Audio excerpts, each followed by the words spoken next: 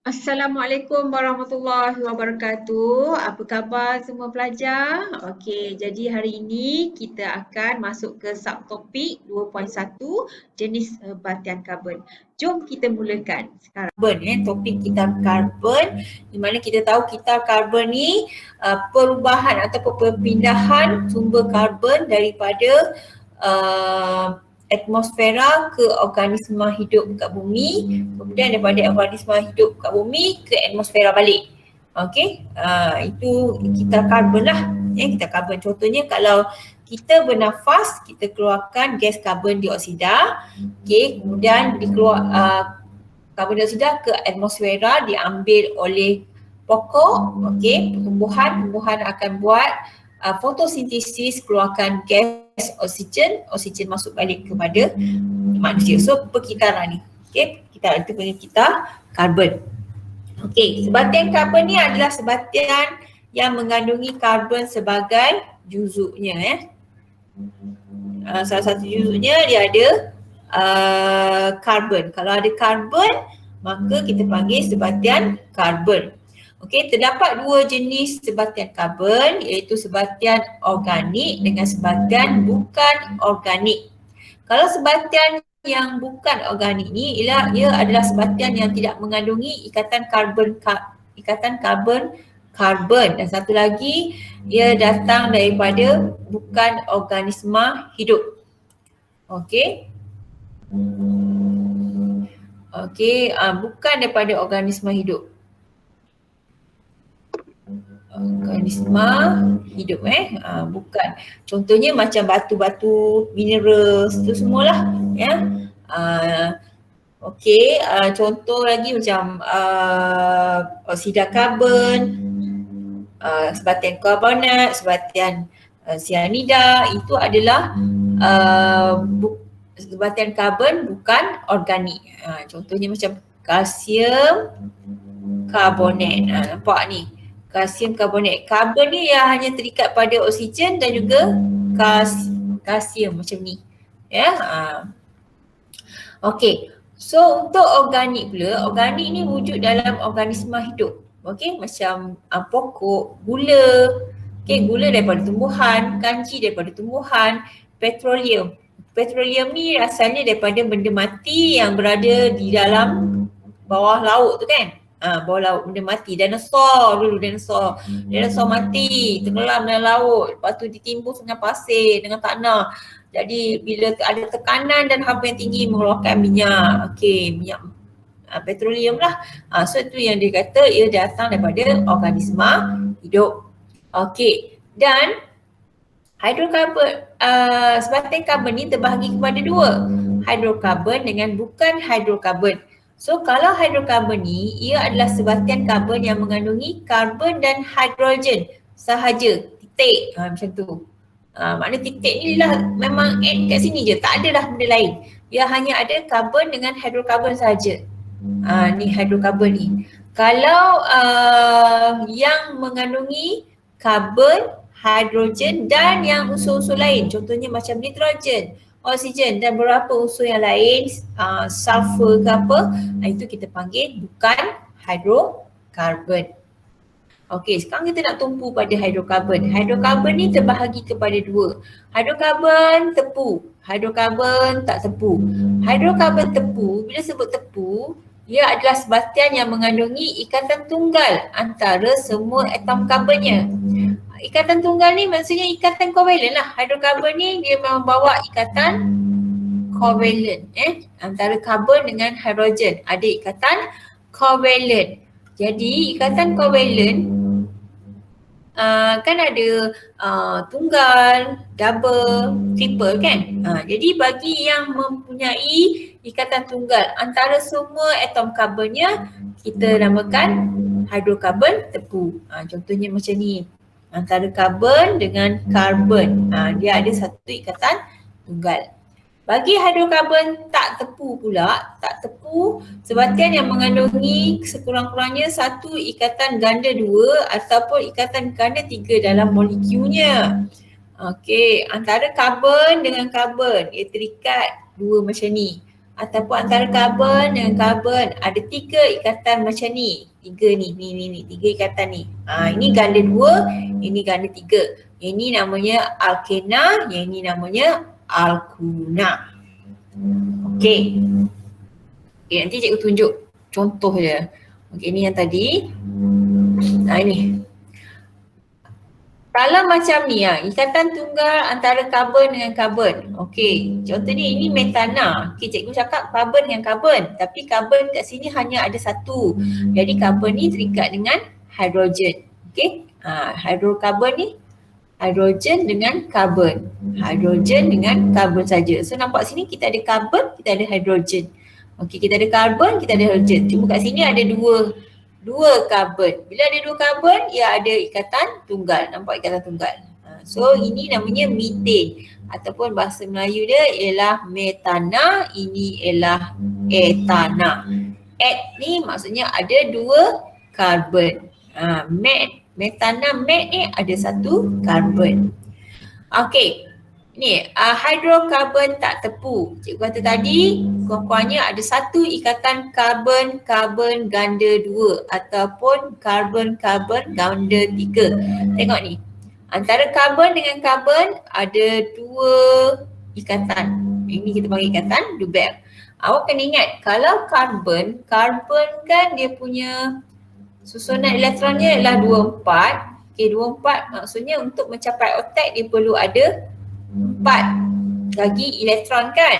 Jadi bila katakan dia dapat 4 lagi elektron, dia akan ada 4 pasang macam ni. 4 pasang pula.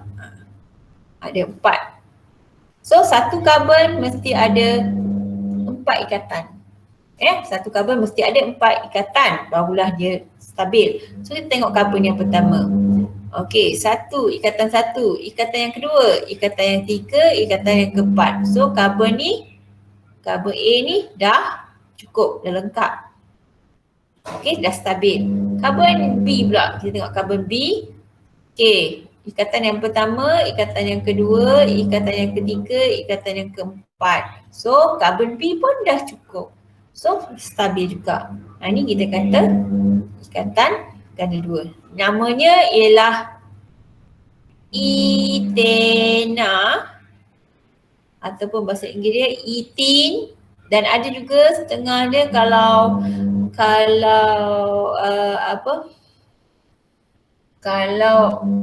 bahasa industrinya ialah ethylene. Ethylene. Okey, ini ikatan ganda 3. 2 karbon ada 3 ikatan. So kalau kita kira ikatan pertama 1, 2, 3, 4. So lengkap dah. Karbon yang pertama ni, karbon 1 ni dia dah lengkap dah, ada 4. Okey, ini karbon yang kedua. Okey, 1, 2, 3, 4 pun sama, lengkap. So nampak, inilah 3 triple. Okey, ikatan karbon-karbon ganda 3. Ini namanya ialah etuna. Okey, etuna. Ini kumpulan besarnya nama alkuna. Ini kumpulan besarnya nama alkena. Yang ni alkana. Ini yang awak akan jumpa nanti. Alkena, alkuna, alkena, kana-kana tu lah. Okey, so kita dah faham dah kan? Jadi kalau sebatian, cikgu nak tanya kamu, sebatian yang mengandungi unsur karbon, apa nama dia? Apa kita panggil? Sebatian karbon. Sebatian karbon. Ya, ada sebatian yang mengandungi unsur karbon. Sebatian karbon. Hidrokarbon yang mempunyai ikatan tunggal sahaja, kita panggil apa? Hidrokarbon. Tepu. Tak payah sebut alkana, hidrokarbon tepu. Contohnya alkana lah. Sebatian organik yang mempunyai unsur karbon dan hidrogen sahaja. Hidrokarbon. Hidrokarbon. Sebatian karbon yang dihasilkan daripada benda hidup. Hidup. Bukan organik. Yes, organik, sebatian organik. Okey, hidrokarbon yang mengandungi ikatan ganda 2 atau ganda 3 antara atom karbon kita panggil apa?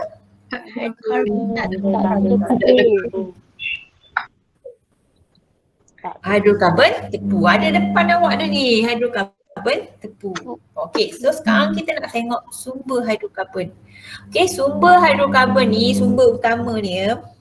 Okey, sebab hidrokarbon ni hidrogen dengan karbon saja kan. Daripada ia adalah sebatian karbon organik sebatian organik, dan sumber utamanya adalah petroleum ataupun minyak mentah. Okey, ingat lagi tak bagaimana petroleum dihasilkan? Terhasil daripada mana? Tak ingat? Reput. Okey, dulu pada zaman dahulu ini apa dinosaur. Dinosaur macam ni dinosaur. Dinosaur. Macam burung pun ada. Ikutlah. Okey, dinosaur, ikan besar lah. Ikan zaman dulu kan besar. Ni nampak kecil sebab nak bagi nampak kecil. Ikan besar, ikan yang pelik-pelik, ikan macam muka ni. Semua ni mati dengan tumbuhan-tumbuhan dalam laut, pokok-pokok mati. Okey, di cover oleh pasir kan? Pasir. Lepas tu tanah liat, banyak di bawah dasar laut.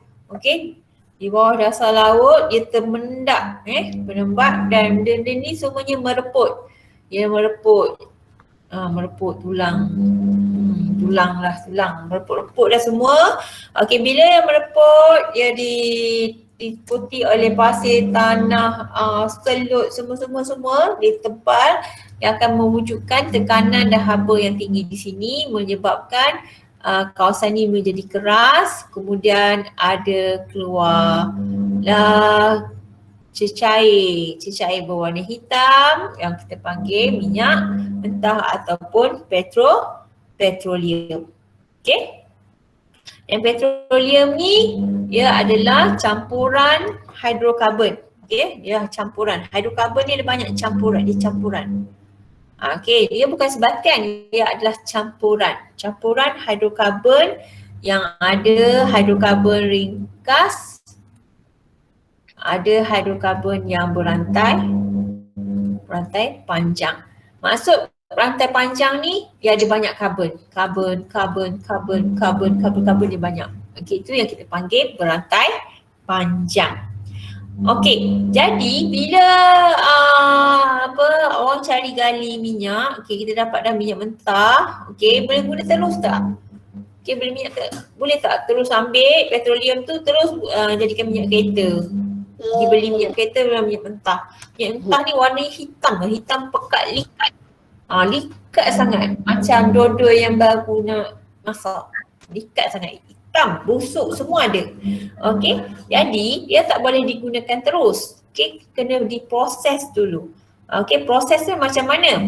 Sebab cikgu kata dia adalah campuran hidrokarbon. Yang perlu dipisahkan dulu hidrokarbon ni.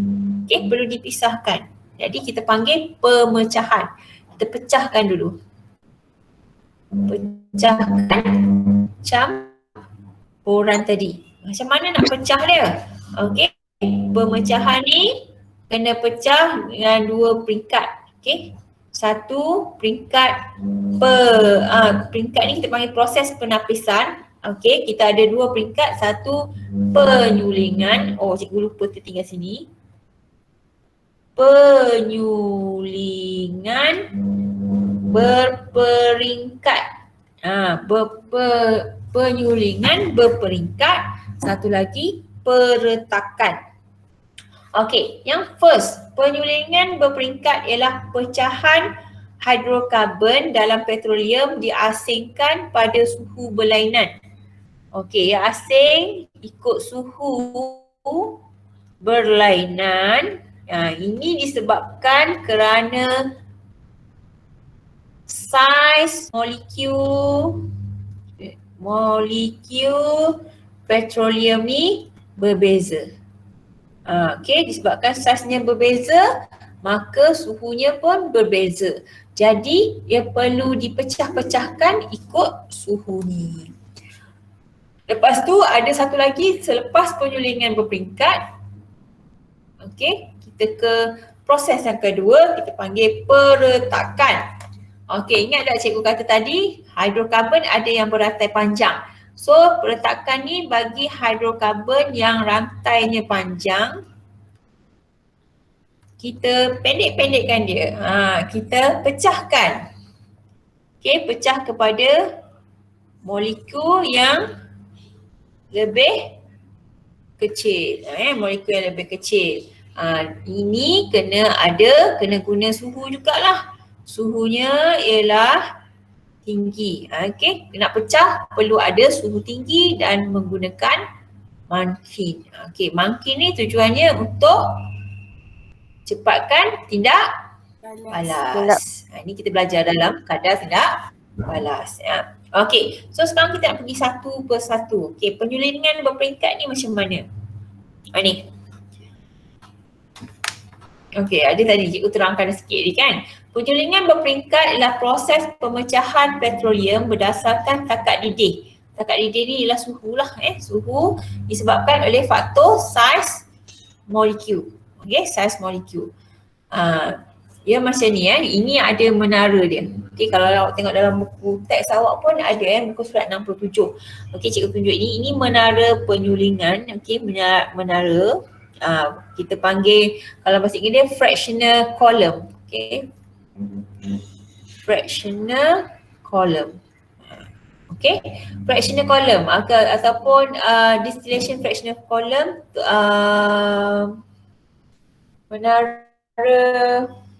menara penyulingan lah, menara penyulingan di mana konsep dia awak kena ingat macam ni. Okey, kalau bahagian petroleum tu dia takat didihnya rendah, dia akan naik ke atas. Okey. Cikgu akan terangkan nanti kejap lagi, tapi cikgu bagi konsep ni. Ingat yang ni, takat lidahnya rendah, dia akan naik ke atas dan meluap, kemudian dikondensasi. Dikondensasi ni maksudnya bertukar jadi cecair dan diasingkan.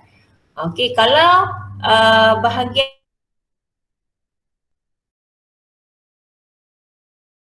ni asas ni macam mana ya?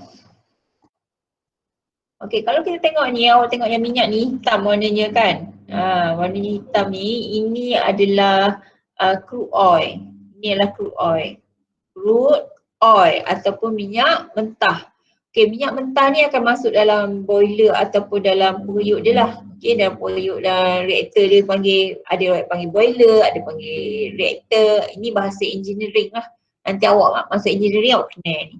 Okey, so bila crude oil ni dimasukkan ke sini, kemudian dipanaskan, dia akan bertukar menjadi gas. Okey, bertukar menjadi gas dan gas tadi akan masuk ke dalam kolom ni. Okey, fractioning column. Ini kita panggil turus penyulingan ataupun menara penyulingan. Menara penyulingan. Okey, menara penyulingan. Okey, jadi gas tadi akan naik ke atas kalau ikut suhu. Okey, kalau suhunya rendah ataupun takat didih dia rendah, dia akan naik sampai ke atas. Okey, awak nampak ni tray, ini tray, kita panggil tray, dia punya level ni, tray dia, lapis-lapis dia. Ada banyak ni, awak nampak 4 je. Okey, konsepnya macam ni, bila dia naik sampai kat satu tray, katakan dia sampai suhu kurang daripada 40 darjah Celsius. Okey, so dia akan masuk yang bahagian atas sekali. Okey, gas tadi. Gas daripada petroleum tadi akan naik ke atas sekali. Kemudian dia dikondensasikan di sini. Kondensasi. Kondensasi ni rupah pada cecair. Okey, cecair, dalam keadaan cecair. Ini dalam keadaan gas lagi. Kemudian berubah jadi cecair dan diletakkan dalam satu tong gas. Tong gas ni, ni gasnya ni digunakan untuk memasak. Okey, gas memasak. Samalah juga bila dia sampai satu takat didih yang berbeza, dia akan masuk ke tray by tray. Okey, kemudian bila masuk ke tray ni ikut dia punya takat didih, kemudian dia dikondensasikan jadi cair. Okey, so kita tengok kat sini. Tengok sini yang senang. Ni dalam buku teks ada. Tak apa, tengok Okey, macam yang kata tadi, petroleum yang mentah tadi masuk, dipanaskan, dia jadi gas kan. Okey, dia akan naik. Okey, gas-gas ini akan naik sampai ke atas. Okey, naik sampai ke atas sekali. Bagi yang mencapai takat didih dia kurang daripada 40 darjah Celsius, sebahagian daripada hidrokarbon tadi akan berubah menjadi gas petroleum yang digunakan untuk memasak. Di sini daripada gas dia akan dikondensasi jadi cecair masuk dalam tong ni. Dan karbonnya, bilangan karbonnya adalah antara 1 hingga karbon 4. Karbon 1, ada karbon 2, karbon 1 ni ada nama dia. Nanti ceritalah. Okey, kemudian gas tadi naik lagi, suhu semakin meningkat, takat didih dah jadi antara 40 hingga 75. Okey, gas-gas tadi akan lalu masukkan tray ni dan dikondensasikan menjadi petrol. Dia punya karbon 5 hingga karbon 9 digunakan sebagai bahan api bagi kenderaan bermotor. Kemudian takat didih naik lagi. Okey, gas tadi naik lagi sampai kat sini. Oh, suhunya dah sampai 75 hingga 150. So, dia akan berubah lagi jadi cecair yang kita panggil dia nafta.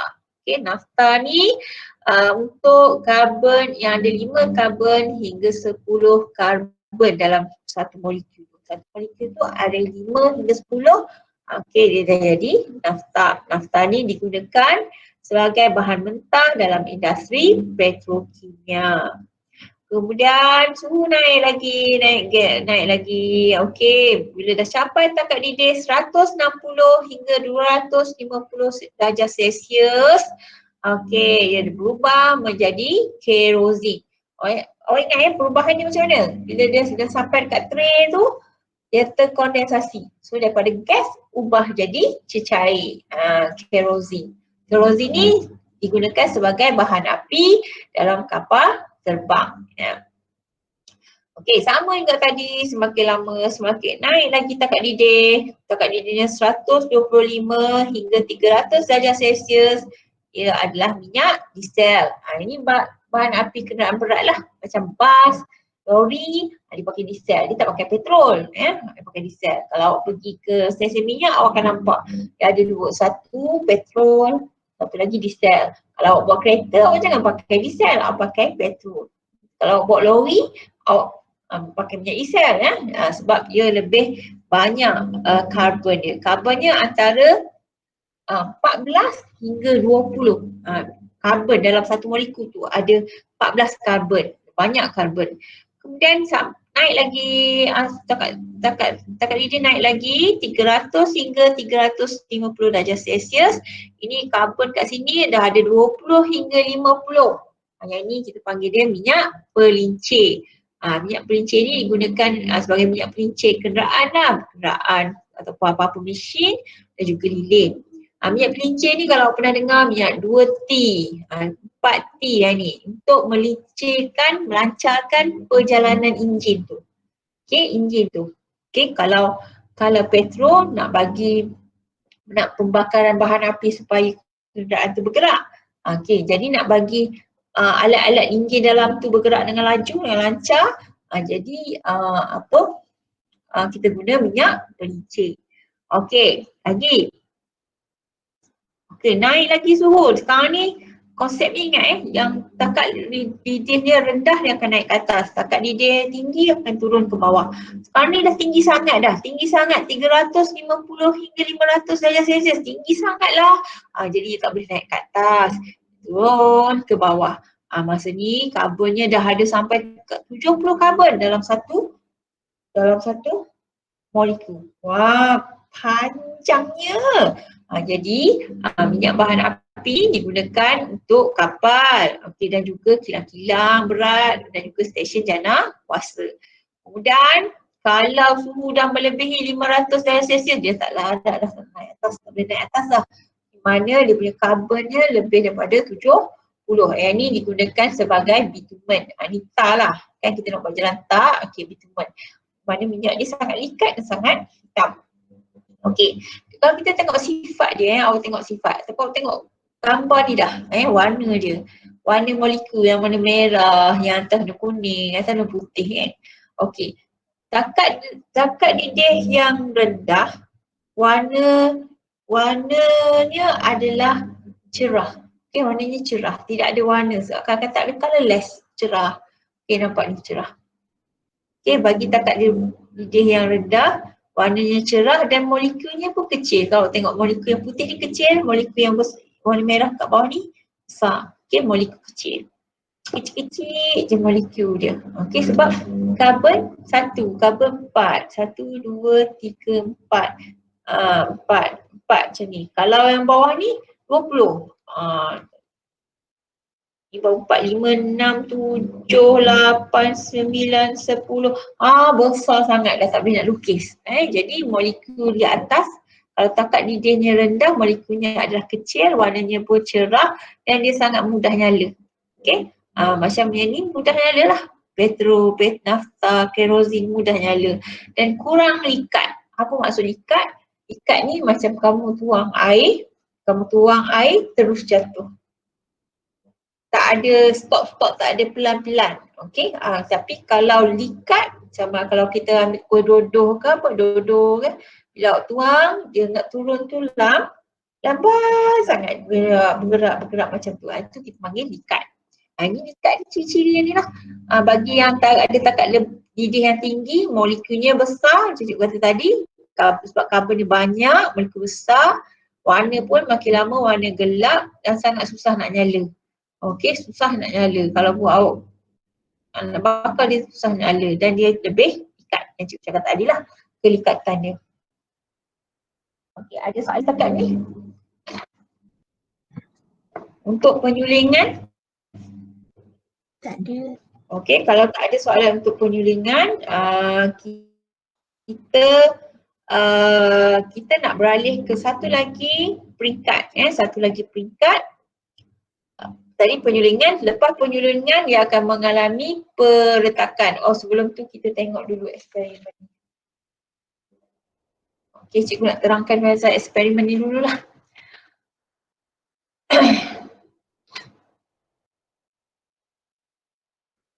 Okey, nanti cikgu akan bagi link YouTube ni, kamu akan tengok macam mana penyediaan dia. Cikgu terangkan yang ni.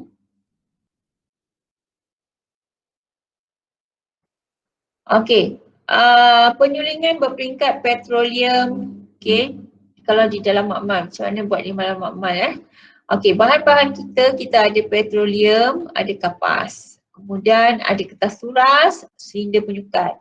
Okey, silinder penyukat, kaki retot. Ni kaki retot, termometer yang dari 0 darjah Celsius hingga 360 darjah Celsius. Lepas tu ada kelalang dasar bulat. Okey, ni dasar bulat yang bulat kat bawah ni, dia tak ada tapak. Okey, kelalang kon, tabung uji, kondenser libik.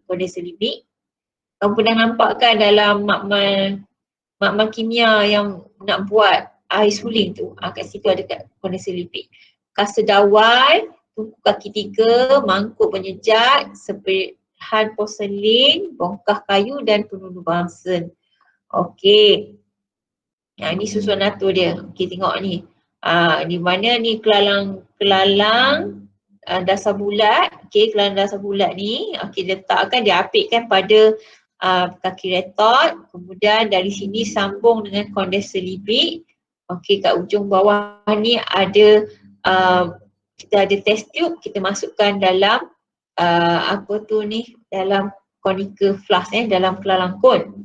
Dan kondenser libik ni ada bahagian air masuk dan air keluar. Bahagian masuk dan keluar. Cikgu akan terangkan macam mana dia punya perjalanan dia. Kita pergi dulu kepada prosedur. Okey, prosedur pertama, sukat 50 cm padu petroleum dan masukkan ke dalam kelalang dasar bulat. Okey, masuk dalam ni. Kemudian tambah 1 spatula sepihan porselin ke dalam kelalang dasar bulat itu. Susun radar seperti ini. Okey, kenapa kita kena masukkan sepihan porselin ni mengelakkan daripada petroleum tadi dia membuak-buak dengan banyak. Okey. mengelakkan dia membuat-buat dengan banyak, dia apa maksudnya mendidih, dia mendidih sampai apa boleh pecah lah kan. Jadi dia nak elakkan daripada tu, kita bubuh porcelain chip. Jadi porcelain chip tu akan pecahkan air bubbles yang ada, bubbles ni. Bila dia buat-buat ni blom ni, dia akan ada bubbles dalam ni. So porcelain chip tadi akan pecahkan lah. Jadi dia tak adalah apa panggil pemanasan melampau lah. Itu. Okay, kemudian dah susun tadi. Okay, step keempat ni, kita nak mula panaskan petroleum secara perlahan-lahan. Kemudian kumpulkan 4 pecahan petroleum pada 4 tabung uji berasingan pada julat 30, 80, 80 hingga 120, 120 hingga 160, 160 hingga 200. Caranya macam ni. Okey, bila petroleum ni dipanaskan, dia akan mula mendidih dan bertukar, cecair petroleum ni akan bertukar menjadi gas. Nampak tak yang gas naik ke atas ni? Okey, bila gas naik ke atas ni, dia akan melalui kondenser libik. Okey, jadi bila lalu kondenser libik ni sebenarnya, kondenser libik ni ada air keluar dengan air masuk. Air masuk, air keluar ni tujuannya ialah nak sejukkan turus ni. Nampak tak yang ni? Saluran ni. Jadi bila saluran ni disejukkan, gas yang lalu ni akan mengalami kondensasi. So dari dalam ni dalam bentuk gas, bila sampai ke hujung dia akan keluar menjadi cecair. Nampak hasil sulangannya cecair. Jadi kalau kita tengok kalau kita jaga, kita tengok suhu 30 hingga 80 darjah Celsius sebab dia akan berterusan menjadi cair kat sini. Kita tengok 30 hingga 80. So ambil tabung uji yang pertama tadi, yang 30 hingga 80. Tak apalah ambil 30 ke, nak ambil pada suhu 60 ke, asalkan antara 30 darjah Celsius hingga 80. So ambil tabung uji yang pertama. Okey, letak tabung uji yang kedua. Letaklah pula yang kosong. Jadi gas tadi terus akan bertukar menjadi cair juga. Antara 80 hingga 120 darjah Celsius. So kita ambil pula. Okey, ambil lah. Okay, katakan 100 pada suhu 120, kita ambil yang kedua. Letak satu lagi. Letak tabung uji lain. Okey, letak 120 hingga 160. Okey, yang ketiga. Okey, yang ketiga. Lepas tu yang keempat 160 hingga 200. 160 hingga 200. So kita ada 4 pecahan. Kita akan tengok 4 pecahan pada suhu yang berlainan. Okey. So dah settle yang ni, dah ambil yang ni. Tengok ni. Perhatikan setiap pecahan. So pecahan ni yang kini kita akan perhatikan, tengok warna dia dan juga kelikatan dia. Macam nak tengok. Okey, tengok dulu. Langkah ke-6. Letakkan sedikit kapas ke dalam mangkuk penjejat. Lepas tu titiskan beberapa titik. Kemudian bila awak titiskan beberapa titik, awak bubuh dalam mangkuk penjejat. Okey, mangkuk penjejat. Dalam mangkuk penjejat. Lepas tu kita bakar kapas tadi. Okey, kita letak kapas dalam ni kan. Dia letak kapas. Kapas ni sebagai dia punya ni lah. Macam kertas lah. Mudah nak kita bakar. Lepas tu kita bakar. Bakar dan kita perhatikan nyalaan. Okey, perhatikan nyalaan pada ni lah setiap pecahan tadi. Ni pecahan pertama, pecahan kedua, pecahan ketiga, pecahan keempat. Yang awak dah ambil daripada ni. Daripada tabung uji. Jangan buang semua, buang sikit-sikit saja. Tengok nyalaan dia macam mana. Tu. Kita bakar kertas, perhatikan warna nyalaan dan juga kuantiti jelaga dengan meletakkan kertas turas di atas nyalaan. So masa nyala tu kita ambil kertas turas, pegang dengan penyepit. Jangan pegang dengan tangan, terbakar tangan kamu. Pegang dengan penyepit, lepas tu layur. Letak dah lambai-lambai atas nyalaan tadi. So bila dah habis, awak akan nampak ada hitam-hitam pada kertas tu. Hitam-hitam tu lah kita panggil jelaga. Dan kita akan tengok setiap pecahan tadi jelaga dia macam mana. Ada jelaga yang banyak, ada jelaga yang sedikit. Okey, faham setakat ni? Boleh? Boleh. Boleh. Ada soalan? Ada soalan? Okey, so kalau kita tengok kalau jelaga ni, kalau tengok buku teks awak ada keputusan dalam jadual kan. Okey, dalam jadual tu kalau tengok ikut pecahan dia tabung uji pertama, kedua, ketiga, keempat. Okey, apa takat didihnya. Okey, warnanya ia semakin bertambah takat didih, warnanya akan jadi semakin gelap, semakin gelap. So maksudnya daripada pecahan yang pertama, tabung uji yang pertama ni warnanya cerah lah. Okay, warna cerah, yang ni akan jadi warna gelap. Okay, cikgu akan bagi warna dia, awak tulis sikit. Okay, warna untuk pecahan yang pertama tu, okay, pecahan pertama warnanya kuning muda. Okay, kuning muda. Pecahan kedua kuning. Pecahan ketiga dia warnanya perang sikit. Yang keempat dia perang gelap. Okey. Okey, dari segi kelikatan. Okey, kelikatan semakin bertambah takat didih, semakin likat. So maksudnya kalau pertama kurang likat ataupun tidak likat langsung. Okey, tuang saja. Dia tidak likat, lepas tu yang kedua mestilah likat sedikit, ketiga likat, lepas tu keempat mestilah sangat likat. Okey, dari segi pembakaran pula, yang misalnya keboleh bakaran. Keboleh bakaran ni maksudnya kalau kita letak je api, terus terbakar. Itu maksudnya keboleh bakaran. Kalau kita letak api, lambat je terbakar. So itu keboleh bakarannya lambatlah. So kalau keboleh bakaran ni yang paling mudah terbakar ialah pecahan yang pertama. Makin naik takat didih, makin susah nak terbakar.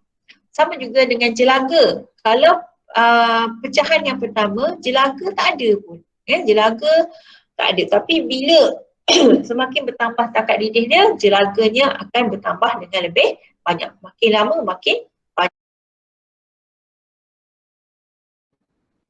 Bahagian kedua, peretakan petroleum. Okay, peretakan petroleum ni ialah proses hidrokarbon rantai panjang dipecahkan pada hidrokarbon yang lebih kecil.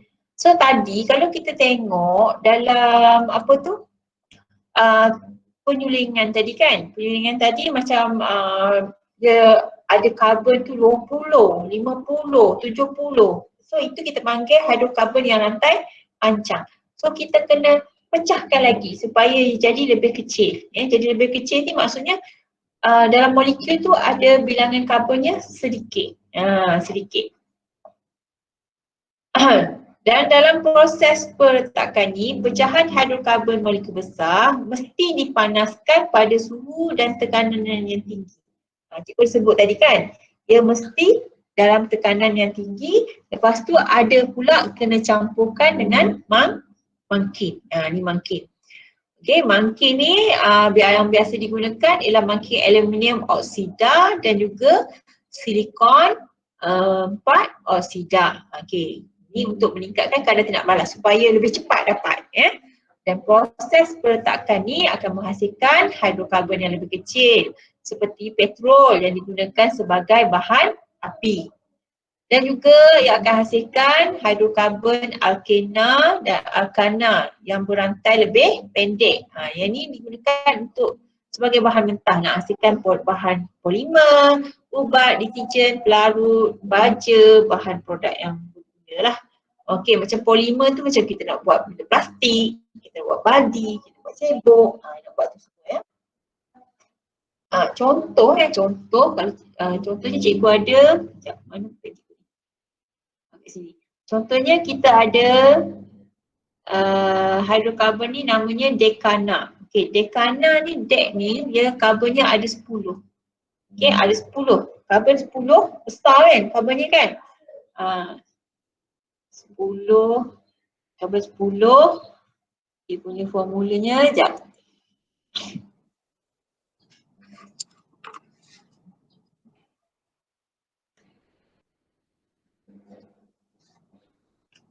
C10 H22. Ni sebenarnya besar molekul dia. Nanti cikgu akan tunjukkan susunan dia. Okey, dia dipecahkan melalui proses peretakan akan hasilkan C3H6.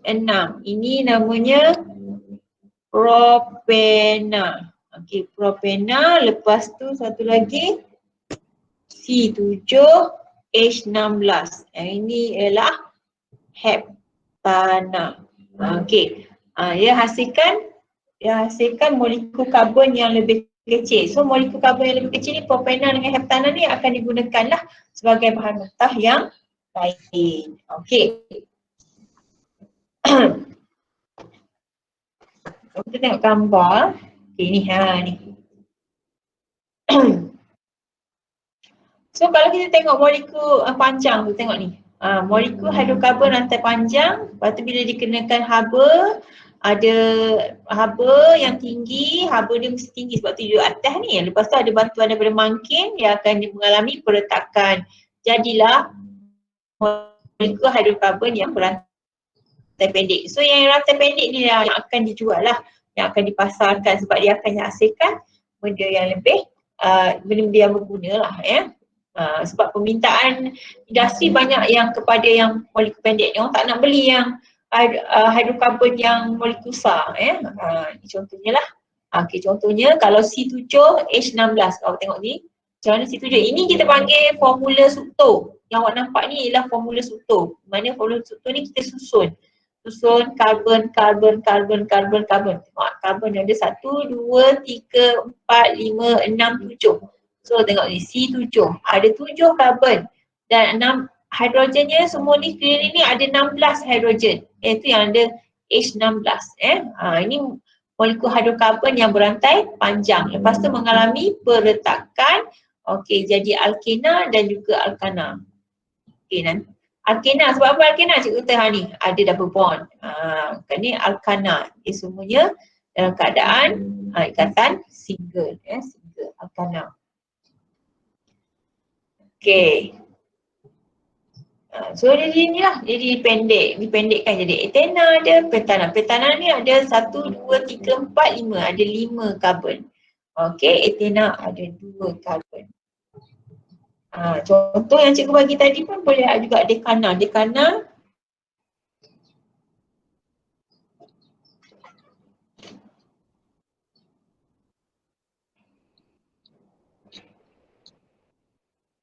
okey, lepas tu dekana, pentana, pentena dan juga hidrogen. Ni contoh lagi lah.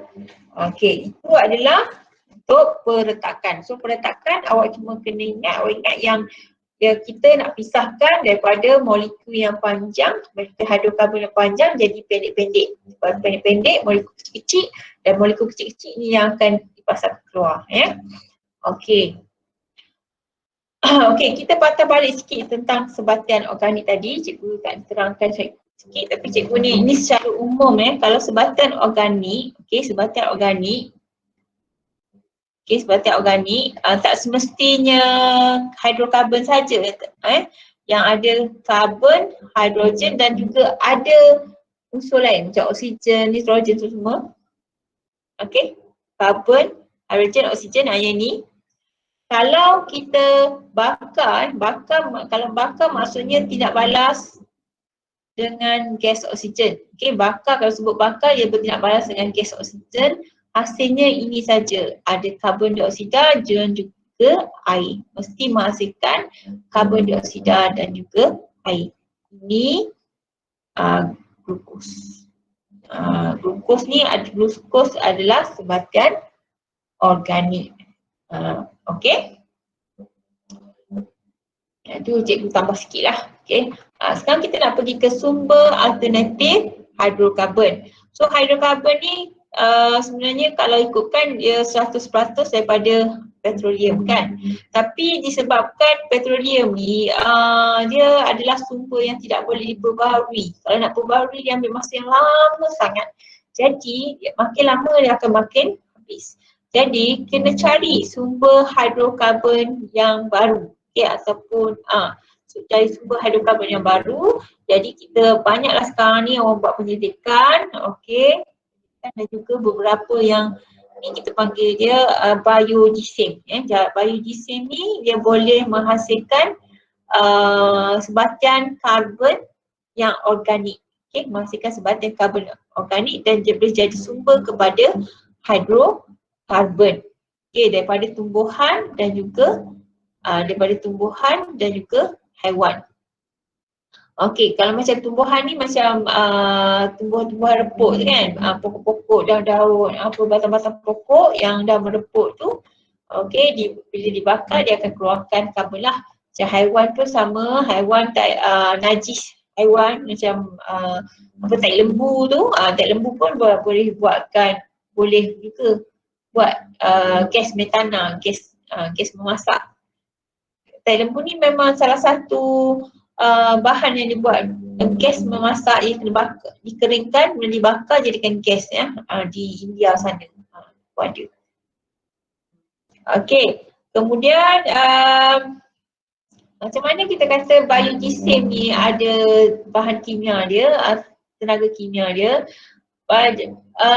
kan dia ada kita karbon dalam ni kan, macam tumbuhan pokok ni, bunga pokok, daun ni kan dia mengalami fotosintesis, ambil tenaga daripada cahaya matahari. Tenaga cahaya ditukarkan kepada tenaga kimia yang tersimpan dalam batang atau daun pokok ni. Betul, haiwan pemakan pun dapat tenaga. Tenaga kemudian dia mati, dia mereput, jadilah biodiesel. Okey, kita ada biodiesel, dia buat biodiesel, bioetanol dan juga biogas. Ini biogas. Nak tahu semua je lah. Okey. So, itu adalah bahagian topik 2.1 tadi. Okey, so kita dah habis topik 2.1. Kita masuk sikit siri homolog. Okey, siri homolog